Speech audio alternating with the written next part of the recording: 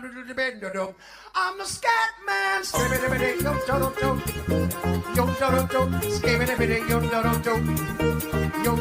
I'm the scat man.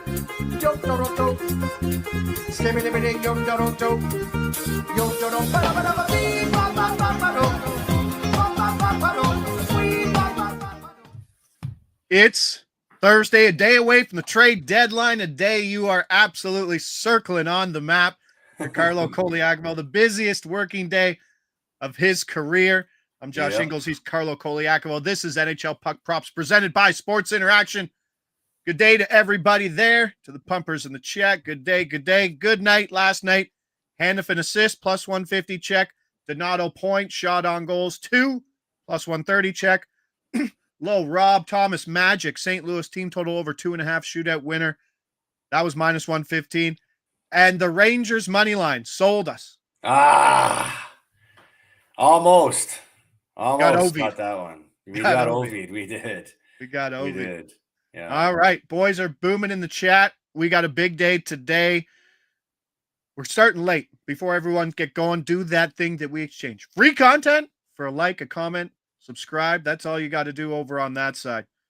What are the boys saying? Let's put together some profitable stacks. Yeah, good stack day. I think there's some interesting spots. So let's go to San Jose in Colorado, bud, where if you're looking at how they're projecting the lines, they said Nichushkin was on PP2 last game, and now he's saying he's on PP1. Well, he's still on PP2.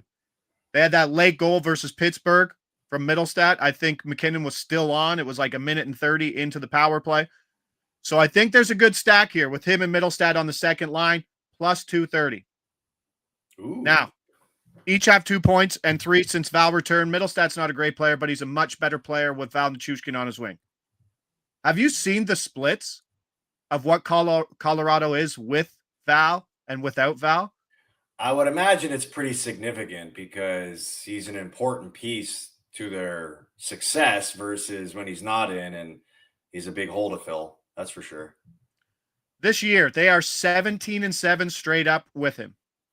And since 2023, this is from Todd Cordo, writes for covers, does great work for the Devils too. With Nichushkin, 52-22-4. Wow. Without Nichushkin, 34-27-5. Wow, just a good team. That's just a good team. Yeah.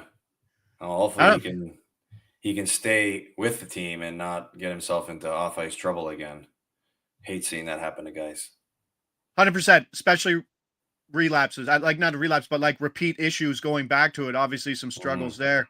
We all have them, but like he's such an important person, and I think a lot of people in Colorado know the importance of him to that team, and maybe they'll be adding to. But Colorado has won 10 straight. That's nothing sexy versus San Jose. A lot of teams have over the last couple of years. But this schedule spot for San Jose is rough. San Jose is on the last game of a 7-game road trip. It's their 4th game in 6 days, and they just played back-to-back Buffalo, Toronto on Monday, Tuesday, and then they got to go to Colorado. Wow. I guess it's a midway stop before they go all the way home. That's all it is. But what are those ones, right? Like it's just there, like they just stuck that one in there in the schedule. Yeah. You're like, we're going home, but we got to do this game. Is this one of the most games that you might not show up for? It depends. It depends on, right now they've won 2 in a row, right? I mean, they've got something good cooking over there right now. So it all depends on the mood of the team, how you're playing.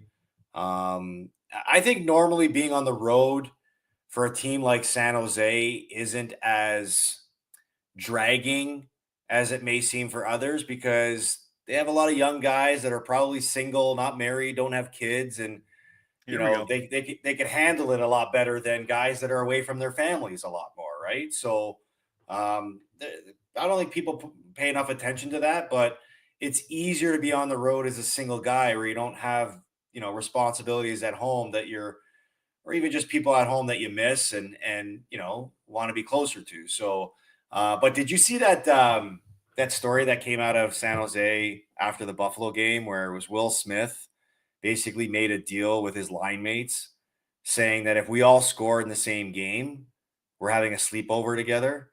And so in the hotel room, it was Macklin Celebrini, Will Smith, and Tyler Toffoli who grabbed a cot, and they all slept in the same room because they won the bet. See, like that's a good story. Like that's what right? I mean about young guys that are single that just are having fun about being on the road. Yeah. I mean, Toffoli's a family guy. He was kind of dragged into it, but he's didn't living young for the younger guys. Yeah, I'm sure his wife loves that. Yeah, I'm going out with Mac and Will tonight, babe. I'll be back. Well, his wife posted the text message chain. No, you're not allowed to do that. If Mick can pull it up. There, speaking of sleepovers, producer Mick said Josh tried to have a sleepover with me in Montreal. Stop it, Mick. No.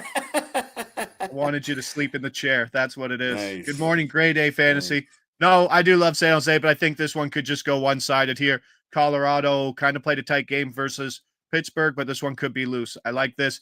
I was thinking about the Eklund Toffoli stack, which it's hitting 7 to 9. I think it's plus 220 again.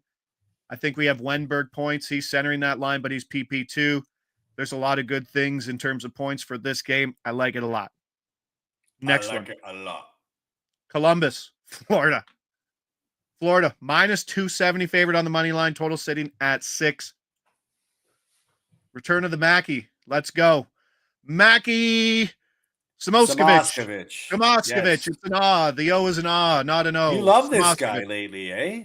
I just, when you see pricing in hockey for guys who jump up to top 6 roles and PP1, they never just flip the number. Like, remember we were betting like Ross Colton, who was top line PP1. It would go like the first day it'd be like plus 110. Next game it'd be even money, then minus 110. They never really jump the move all the way to where it should be. It's a slow progression. That's what we're seeing with Samoskevich here. He's playing with Bennett. The stack's there with Bennett if you wanted at 220, but PP1 is incredible versus the Blue Jackets, who just gave up 6 to Tampa Bay, have given up a power play goal in 3 straight games. The one thing where I really wanted to maybe look at is 2 points at plus 600, but his time on ice is, it's there, but like his time on ice is like 15 to 16 minutes. He's not that 18-minute guy because obviously that third line, the Lundell line, gets a lot of playing in. So it's like they kind of have like 2 second lines. The stack's plus 220. But Florida, I got to get your take on this because you'll be talking about it all day tomorrow. With Tkachuk on LTIR, Florida's got $5 million to spend still. I mean, what does this team need to add to stay up in what's referred to now as the Atlantic arms race?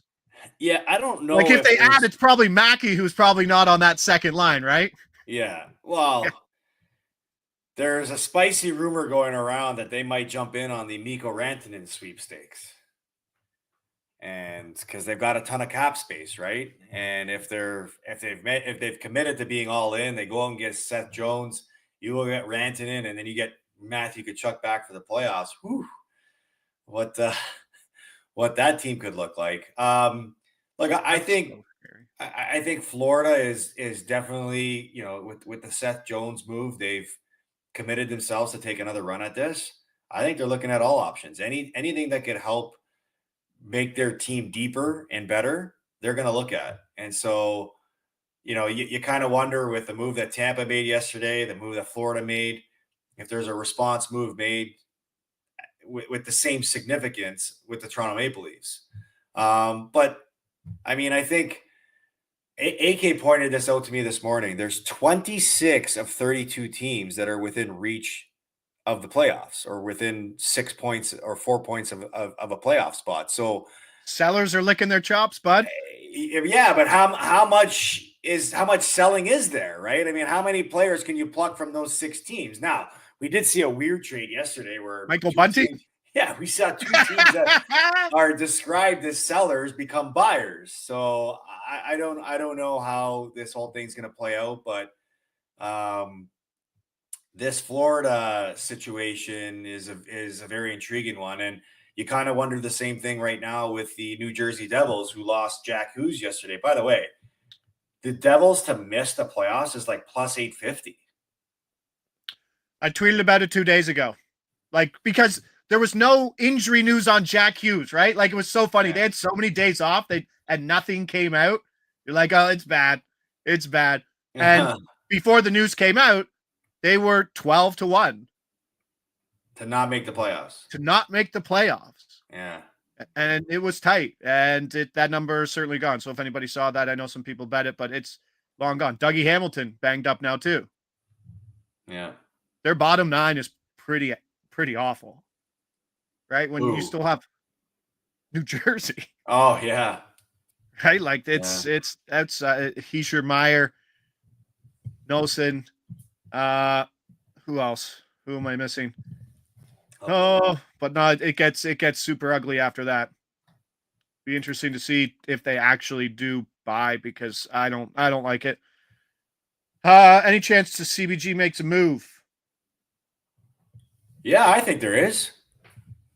From Tim Powell. I mean, why, if you're the GM of the Columbus Blue Jackets, why wouldn't you reward your team for how hard they work to get themselves to this point and give yourself a chance to actually make the playoffs? I mean, think about how amazing of a story the Columbus Blue Jackets have been this year, because they literally, had the most devastating situation you could ever think of with, the Johnny Gaudreau, tragic death, and how much they've rallied around the family and the community and the team. It's just, and they've got a good team right now. They've got good young players that have taken another step, and I know they're going to add Monahan hopefully in the coming days here. But if you get a chance to improve that team and solidify a playoff spot, I think that'd be incredible for this Columbus organization. Now, the thing with that team, and I love the Blue Jackets this year more than anybody else. They've been a very profitable team in terms of stacks. I don't know how I don't think they need to do anything to the top 6, which is funny. Mm-hmm. Right? Like, if Monahan comes in, Fantilli goes to 2. Right? You have Chinnikov, who just came back. You got Voronkov, who's been great on that wing. Marchenko. Ken Johnson on that second line has been fantastic. Probably not much you need to retool that top. Boone Jenner's back. Chinnikov's back. Right? And then you got Olivier. You got JVR for third line stuff. Power play 2 stuff. Yeah, I think they have a lot of good pieces. Yeah, I think if you're if you're Columbus, you're looking at better bottom 6 players and maybe a top 4 defenseman. What about a goalie? And insurance in net, because you've got Tarasov and you've got Merzlikins, right? So yeah, that could definitely. I don't think outside of Edmonton there's a lot of buyers for goalies either, outside of guys just looking to get some depth. Well, I mean, they could go big fish hunting and go after Gibson. Hurt himself last night. Did he? Making that crazy save? I don't know if no, they said there was, I read it. I saw the crazy save, didn't stay up for the game, but then it said he left and Dostal finished the game after some contact in the crease, but I don't think, right? Like how that man has managed to stay in Anaheim. Like, he must just love Anaheim and California, which is fine, but like how he has not been moved out of that team. Yeah. Playing well. Crazy. Jenner pointed in every game back except one from Tim Powell. Grade A Fantasy talking about Calgary. Second in penalty minutes with bottom 5 PK today. Noah Hannafin, Thomas Harley assists, 2 points. That's his angle. Like it. Now we get to what we're going to clip here. We're going to clip some Buffalo talk. Buffalo, Tampa Bay minus 240. Over under sitting at 6.5. Mm-hmm. Let's go. Cirelli, Bjorkstrand, Hagel, point each, 425. Power play 2. Boom. There it goes. Insight just put it up there. I don't know if he saw that coming or he was ready for that, but that's exactly what I did. What he just said. Hannafin Apple was juicy. Hannafin, finished with 2 points in that goal. Great spot. I should have hit Zach Jones for an assist yesterday, getting off topic here instead of the power play point. But this is trouble. Bjorkstrand is plus 125 for a point alone. Line 2, all PP2. Buffalo just hit Florida for 2 games. Trade deadline looming. Defeated locker room, let's be honest. Riding riding a 4-game losing skid and coming off a 6-2 loss to who? San Jose. The Sharks. And then you get a trip to Florida, right? Like 2 games. Okay. They're like, what are we going to do? We don't know what we're going to do. They're all talking on the group chat, the boys. All of a sudden, Jordan Greenway's getting $4 million a year. Can't even stay in the lineup. This is probably the most worrisome locker room, but they've talked about not even making a trade. Yeah. How embarrassing. How embarrassing are the Sabres? It's not even like, not making the trade because you're embarrassed to be part of that locker room. How about the fans? Like, the fans are like infuriated that they're still in this spot with no hope in sight, and you're basically indicating that it could be a quiet deadline. Like, I know there's no moves out there that are going to help this team this year, but like, clearly whatever you've constructed there over the last couple of years with the players that you have shown that they're not capable of taking that next step for you. So be creative, like go out, make moves that are going to change the look and feel of your team and maybe even the players on your team. I don't get it. They probably have players that other teams like, and hey, like, I hate to bring back, history for the Sabres, but it just seems like every good player that leaves there ends up doing really well in the new team that they're on. I mean, Ryan O'Reilly, Sam Reinhart, Jack Eichel, just to name a few. Then you're talking about what teams want. You have 2 first overall pick defensemen on your team and a 1-4 in Bowen Byram. Like, you have a surplus of top end QB PP1 blue liners that should absolutely bring a haul. And you got Bowen Byram on your second pair. I don't get it. It's sad. And all of a sudden you're like, yeah, Jordan Greenway, or you're like $4 million a year. $4 million. The guy hasn't played more than 67 games since like his second game of the season, like 7 seasons ago. I think what they look at with Greenway is not so much of what his role is going to be on the ice, but more about, like, we were talking about this with Marty Baron this morning. They have to overpay. They have to overpay for non-ice production on that team. Not even just overpay for on-ice stuff. Just have more veteran guys around. That's what I'm saying. Off-ice. Overpaying for off-ice guys. Yeah. Well, maybe if that's what it takes to turn things around, that's what you focus on. Because clearly the direction that they chose to build a leadership group around young guys has not paid off for them at all. So, I don't know. I might be my first Conn Smythe bet might be Jack Eichel. Really? He's that Vegas team. Like, and Vegas can get somebody. Like, they got Brandon Saad, and like everyone was like that's nothing. That's nothing to their roster right now. Like, it's just a complimentary piece. It's a free piece, right? Absolutely. No, that's a team that's very dangerous. And we mentioned it yesterday. I'm not looking at just because it was a blowout game versus Toronto. That was a very difficult schedule spot for Toronto, but that team's just going to be dangerous, I think. Yeah. So done shitting on Kevin Adams. Let's go. Montreal, Edmonton. Now we shit on Elias Pettersson yesterday, and I'm such a loser. And you were talking about it. I got to look at the score because I don't know which one. I was just looking at it was the D-man that got the point. I'm like, look, he pointed again. No, they need to. I made that mistake. I looked at the score sheet. I'm like, Elias Pettersson got a point. I looked at the score sheet. I'm like, wait a minute. He didn't get a point. Oh, wait, there's 2 Elias Petterssons on that team. But there's 3 Petterssons on the roster. That should be illegal. Marcus. Yeah. No. It should be illegal to have players, more than 2 players, with the same last name on the team that are not related at all. Illegal. I vote for full name, middle name, last name, all on the jersey, like John Van Viesbroek style, like hip all the way around like a rainbow name. Yeah. Like that. All right. Last one.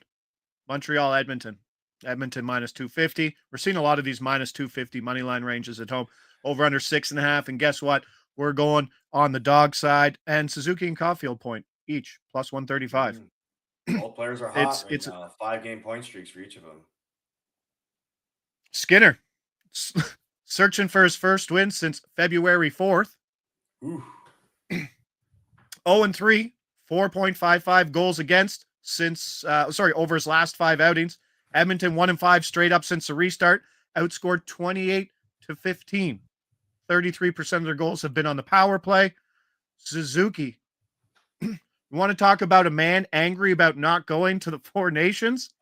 Since he's come back, he has 13 points in 5 games. Yeah. 4 multi-point games. Caulfield's also pointed in each game as well. That line on the season was Slafkovsky scoring 30% of the team's goals. Montreal power play 6 for 17 since the restart. A lot to like here. No stacking. If you can't stack, go take Slafkovsky for a point of +10. Go take Lane Hudson for an assist at +115. I don't think Montreal is going to get shut out in this game. Edmonton has proven to play some wide open games. You're Edmonton. You're sliding. Do they got to make a move to kind of do anything, or they just got to right the ship? Edmonton is such a tricky team to sort of gauge right now, because you would think by watching them play, they need to make improvements to at least inject some different energy in that group.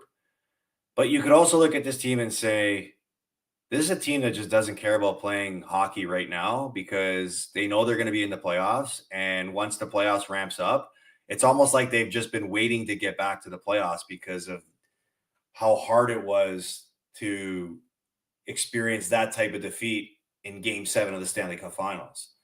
So with the way their goaltending is played this year, I would feel very nervous about trusting those two guys to carry them on a deep playoff run again. So that's an area I would focus on with him, and not necessarily an upgrade, because I think Stuart Skinner is their guy, but I would bring in a little bit of insurance just in case something bad happens, because you would hate for them to lose out in the playoffs with McDavid and everything he's trying to accomplish because they can't have a goalie that makes saves. That's what you'd hate to happen. Now, I mean, I think they need more from their depth players up front in regards to production, and maybe add, a quality defender that can be on a high or top pair, but more of a, middle pair guy that can move either way. So yeah, we'll see what happens, what they decide to do. But they feels like they've made their trade. They brought in Frederick and they brought in Max Jones. Insights saying back to that +800 Philly stack. The what'd you call it? The Brinks, backing up the Brinks truck. The Brinks truck. Brinks, yeah. Cates, and Forrester. Tough one versus Winnipeg, but we'll see. Montreal still in it. That's for sure. Yeah, and like you said, it's fun. It is fun. I just don't think there's enough liquidity in players to sell. That could ultimately be what we end up watching at this deadline, right? Yeah, you'll see it. I mean, we got to get out of here because we got basketball with Adam and John coming up right now. But is Pittsburgh out of it? Right? Like, is Buffalo's out of it? But they're quiet. Like, there might not even be any sellers in the East right now. Yeah. It's pretty sad. And then what's on the other side? San Jose, Chicago, Nashville, Seattle, Anaheim, and that's kind of where you are. Those are your spots, unless other people are looking. Vancouver's hanging on. I don't know. It might come down to maybe the most exciting NHL finish I think we've seen in a long time, and I'm looking forward to it. But today's a good stack day. I'll get all the stacks out there. Let's keep it rolling. Yep. Hintz, Robertson, Harley, +220. The boys are getting creative with their stacks. Pairs plus the D-men. And those D-men, those power play 1 D-men points are really coming in right now. We're seeing Harley. We're seeing Hannafin. We saw Zach Jones jump up. Always seeing guys coming in that role and getting that assist. So something to follow. Lots of things moving. Hopefully some line movements today that we can take advantage of. But let's stay on point with everything we got here. We got some stacks, some big plus money stuff. Thursday. Let's have a day. Ooh, Harley assist ladder. Oh, jeepers. No. Hall and Kotkaniemi. Oh, +500. Oh, jeepers. See, look, there's so many good numbers out there. When you see numbers like that, you're like, oh, I got to bet them. But We'll see. Yeah. Happy to see everybody there in the live chat today. Thanks for those that made it. It's Thursday. It's 12:30. Thanks for getting out there on that time. Good show as always. Carlo, good luck tomorrow. Thanks, buddy. You're not here tomorrow, right? No, I wish. I can't. Yeah, okay. Yeah, I'll be on TV all day. Yeah, let's pump it up. Go check out Carlo tomorrow on TSN. Trade deadline day. I'm sure they have a couple skits lined up that you'll be a part of. No? Oh, God. Oh, it might even be singing. Who knows? All right, boys. Thursday, NHL Puck Props presented by Sports Interaction. Appreciate all of you. We'll see you tomorrow. Ciao.